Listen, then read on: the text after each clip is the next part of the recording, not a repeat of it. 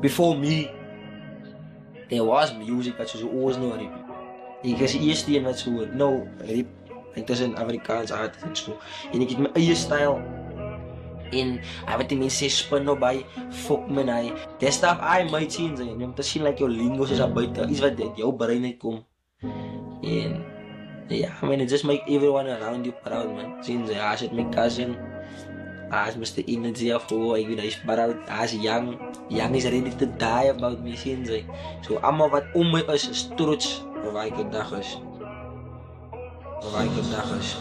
Vandag is alles weer alright. Ons het nie van alles gehet, het dis hard nog life. Soveel pijn en soveel struggles wat ons het getry. Ek tel op vir NBA, want hy is my broodsie die.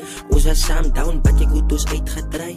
Rechte rok staan, ek is rechte slime. Sy kan nog laat die omstandighede vir jou define. Alles wat ek het gemaakt, het bly nog once in my mind.